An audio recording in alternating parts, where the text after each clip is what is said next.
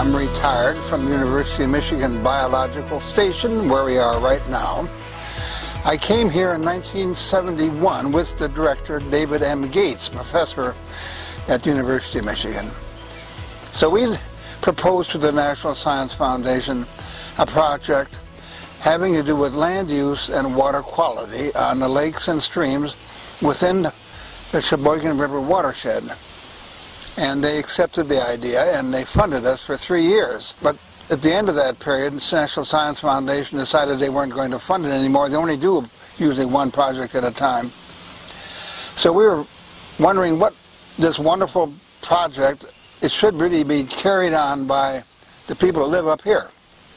And we were trying to figure out how that might happen. And we met one night in this cabin in the summer of 1975. There was about 3 or 4 of us throwing out ideas how this might happen. And I said, well, you know, there's such a thing as a Watershed Council, and since all our work is in the Sheboygan River watershed, maybe we could call it something having to do with the Watershed Council.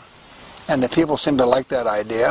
And what do we call it? I said, well, there was a professor at the University of Michigan Biological Station who used to go around the country. He was a professor of ornithology, Dr. Pettengill, quite a famous ornithologist. He gave a talk called Ornithology at the Tip of the Mitt. And I said, let's call it the Tip of the Mitt Watershed Council. And we said, okay, let's do that. So that's how it started in the summer of 1975. But actually it didn't do much for a while. We didn't find the right person to run it. They needed money too. So a group of graduate students of the University of Michigan started a project the same year called CLEAR, Clean Lakes Environmental Education and Research. I got involved with CLEAR because Mark Paddock actually asked me if I'd be willing to try to coordinate a student project. And so off we went in the summer of 1976 through 77, into 78 and 79, working hard with a team of 20-year-olds. And very quickly we began to realize that there was a lot of knowledge, and actually a lot of the knowledge wasn't being shared between the different groups, even on the same lake or certainly within the same watershed. Over time, we got to a situation where people were talking to each other. There was starting to be a sense that there were some shared values. There was a understanding that maybe science had a role, and from that came the idea that maybe there should be a much more formal investment of the local citizens in the tip of the Mitt. And by about 79 or so, we'd had a number of meetings where we were talking about this, and really because of the local people, the tip of the Mitt really emerged. There was a committee formed. It was a Water Quality Advisory Committee, and I served on that committee. And one of the things that came out of that committee, and in terms of planning, was a need to look at water quality on more of a watershed basis than just individual bodies of water.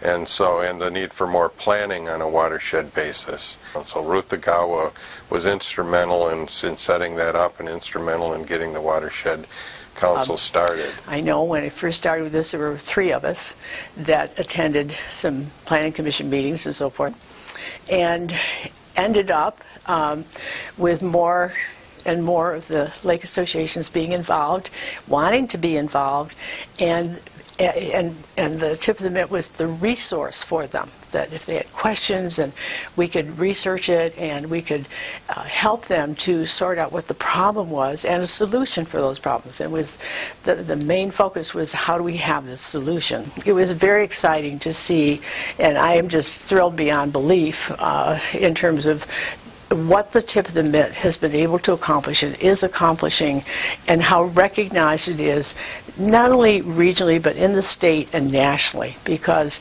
it is the benchmark for how to protect your lake, how to make a big difference in water quality management, and the whole thing.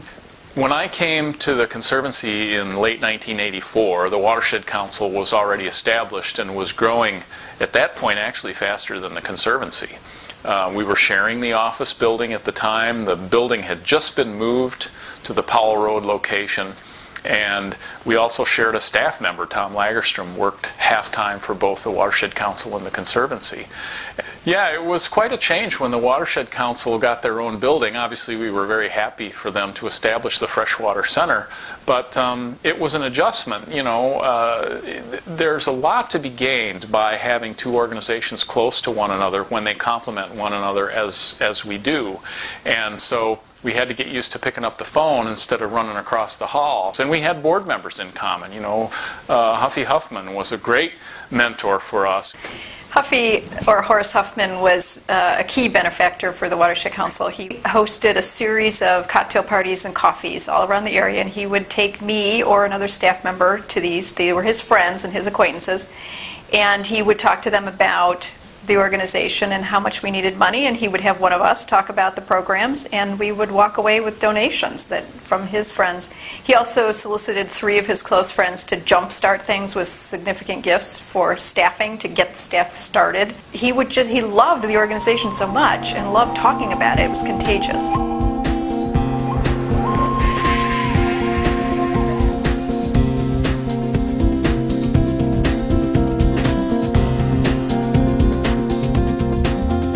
Well, we feel a very close relationship to the Tip of the Mitt Watershed Council because they're doing really important work that complements what we do. We're focused on science and research and education and training, but the Tip of the Mitt Watershed does work that our science can be used for. We have good information on fisheries, but not a lot of information on kind of invertebrate densities in some of these systems and water quality in some of these systems, and we really rely on groups like Tip of the Mitt where they've collected long-term databases on that information to really improve our assessments of the resources.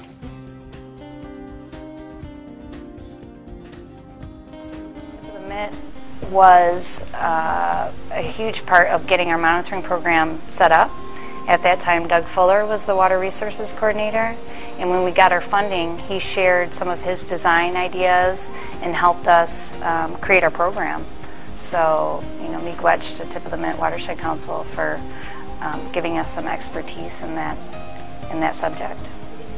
One thing that I think is really wonderful about the Watershed Council is the focus on sound science and sound policy. And having that ethic, having that focus has been something not only that I think has helped build the stature of the organization over the years, but also as a staff member, knowing that when I went into whether it be a Senate hearing or a House hearing or a local township hall, that people could trust that what we were saying was information they could bank on.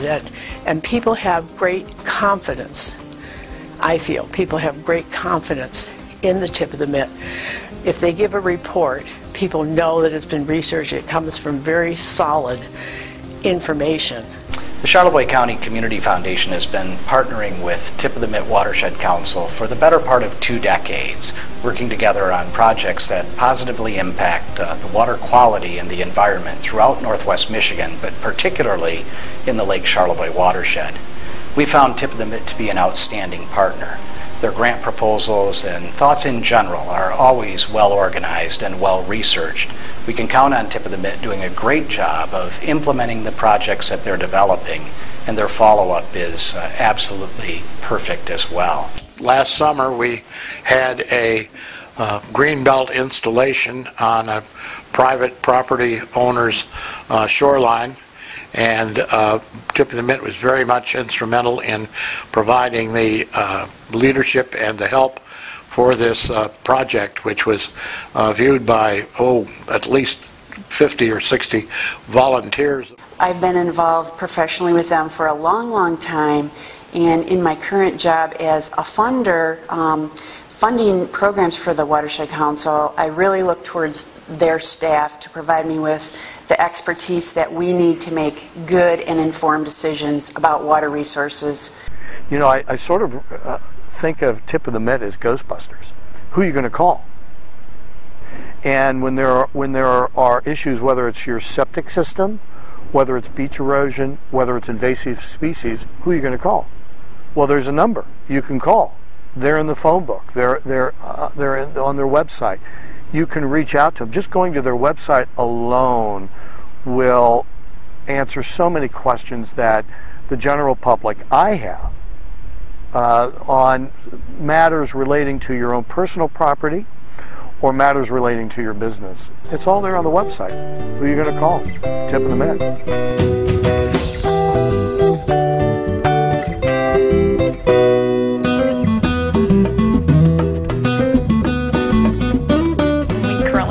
Full-time staff members, but we also have hundreds of volunteers, and they provide us with thousands of hours of time that we could never accomplish if we had to pay staff to do it. We have volunteers in the field that do our volunteer lake monitoring. We have volunteers on our streams, which they participate twice a year in our stream monitoring programs. We have volunteers that help us do things like the Bear River cleanup. We also have volunteers that come into the office and stuff envelopes, some as young as 7 years old, sealing envelopes for us. Our board of directors is made up of volunteers. Over the years, we've had 160 board members, different board members who volunteered their time. We have college interns who also volunteer for us.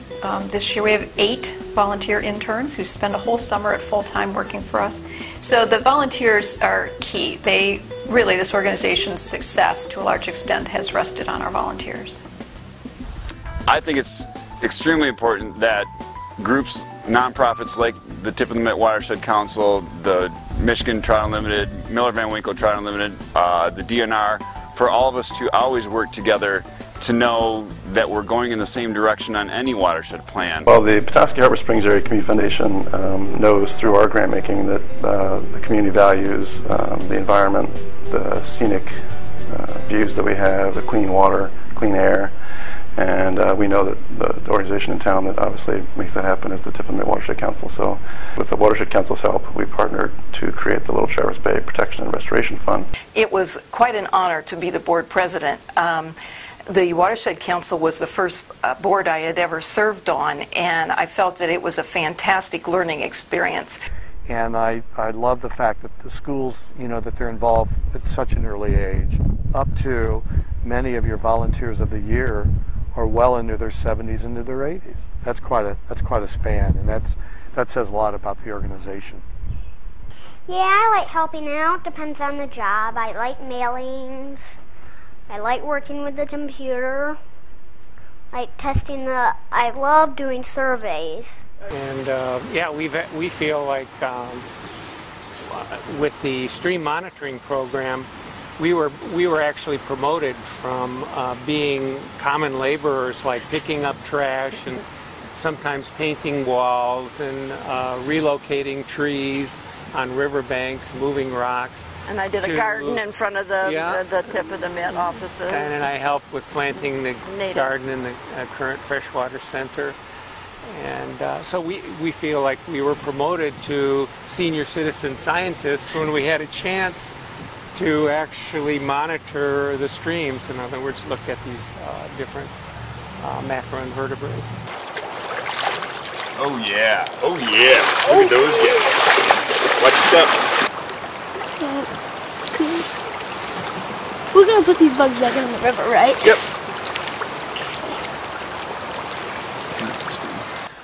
We get to meet an eclectic group of people, young and old. We see kids show up for Bug ID Day, and there's anywhere between 30 and 40 people at the college, and we're all looking at insects underneath macroscopes and microscopes to figure out to ID them and key them down to families and orders.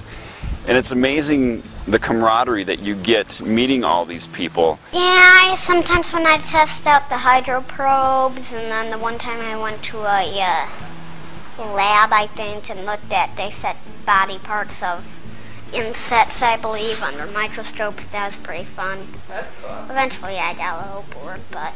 Yeah, it's really been fun. I think for the last probably about 4 or 5 years we've had staff from the Charlevoix Fisheries Office on board when the experienced Lake Charlevoix cruises go out, and we've typically done the benthic station where we drop a dredge to the bottom of Lake Charlevoix and pull up bugs and zebra mussels and plants and things for the kids to see kind of what's what's below the surface of the lake. One of my really fond memories at the Watershed Council were the lake expos that were held.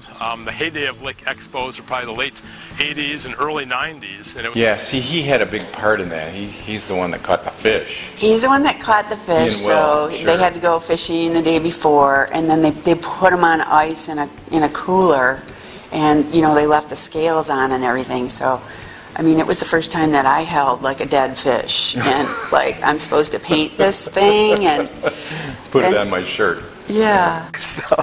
One instance I remember, I wasn't there, but somebody forgot to put the plug in the old StarCraft runabout that we had.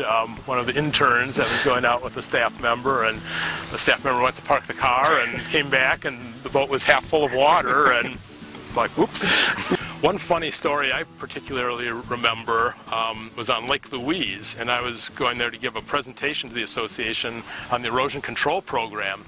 And before the dinner they were going to have there, our host was showing us around, and I was there with my wife and Lauren Tepper, one of our interns, and we went out on a dock to look, you know, point some things out on the lake.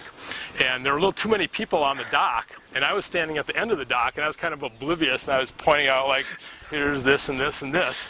And unbeknownst to me, the dock was collapsing into the water, and everybody else made it off in time, but I was looking around, and all of a sudden, I was, you know, like belly button deep in water. And Lake Louise is cold. And we were just about to go to the dinner with my presentation afterward. Of course, I didn't have a change of clothes, so there's Doug dripping all over their carpet and during the presentation. So that was apparently is especially funny for the people watching me talk and not being aware of what was happening. Well, that just gives you an example of how into Doug's work he was. I should like to say in closing that I hope Tip of the Mitt continues for many, many more years on the wonderful path that they have achieved so far in northern Michigan.